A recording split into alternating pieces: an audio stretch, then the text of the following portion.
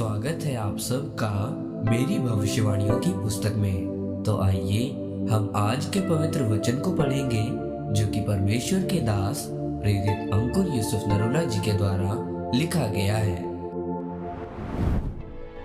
शुद्ध विवेक, जैसा कि यिर्मयाह की पुस्तक अध्याय 31 उसकी 33 आयत में लिखा है, परंतु जो वाचा मैं उन दिनों के बाद इज़राइल के घराने से बांधूंगा वो ये है कि मैं अपनी व्यवस्था उनके मन में समाऊंगा और उसे उनके हृदय पर लिखूंगा और मैं उनका परमेश्वर ठहरूंगा और वो मेरी प्रजा ठहरेंगे।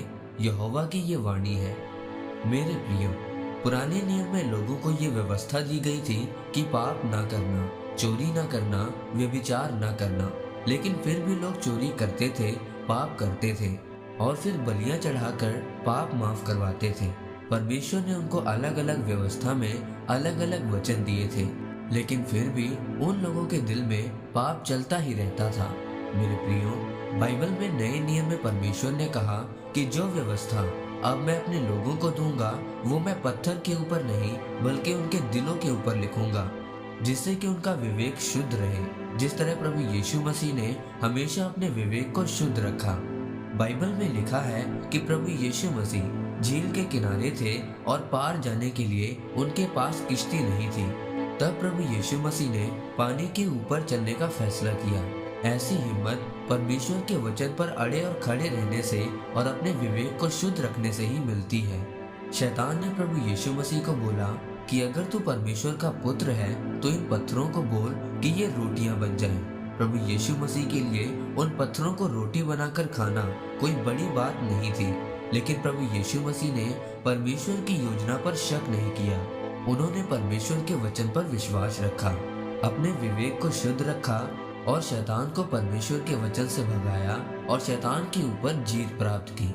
इसी तरह से मेरे प्रियो, अगर आप भी अपने विवेक को शुद्ध रखें और परमेश्वर के वचन पर विश्वास के साथ चले तो आप भी शैतान के ऊपर जीत पा सकते हैं। यूसुफ ने अपने जीवन में बहुत से दुखों का सामना किया। उसके भाइयों ने उसे गड्ढे में फेंक दिया और उसके बाद उसको दूसरे देश में बेच दिया। वहां यूसुफ को झाड़ू पोछा करना पड़ा। एक दिन पोतीफर की पत्नी ने उसको अपने साथ सोने के लिए बोला, लेकिन यूसुफ वहां से भाग गया। यूसुफ के विवेक को पता था कि जिस व्यक्ति ने मुझे सब कुछ दिया है और ऊंचा किया है, अगर मैं उसी की पत्नी के साथ सोकर पाप करूंगा तो मैं परमेश्वर से वो नहीं ले पाऊंगा जो परमेश्वर मुझे देना चाहते हैं। उसने अपने विवेक को पाप करके अशुद्ध नहीं किया, इसीलिए परमेश्वर ने उसको ऊंचा किया। मेरे प्रियो, अगर आप अपने जीवन में परमेश्वर की योजना को पूरी करना चाहते हैं तो हमेशा अपने विवेक को पाप से बचा कर रखें और खराई से परमेश्वर के वचन पर चलें। इस वचन के द्वारा परमेश्वर आपको आशीषित करे। आमीन।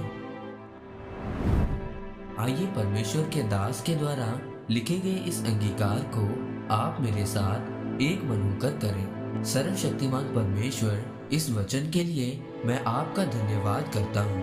परमेश्वर अपना अनुग्रह मुझे दे ताकि मैं भी आपके वचन के द्वारा अपने विवेक को शुद्ध रख सकूं। जिस तरह प्रभु यीशु मसीह ने अपने विवेक को शुद्ध रखा और शैतान के ऊपर जीत प्राप्त की, प्रभु यीशु मसीह के सामर्थ्य नाम में। आमीन। परमेश्वर आप सबको आज के वचन के ऊपर मनन करने के द्वारा आशीषित करें। आमीन।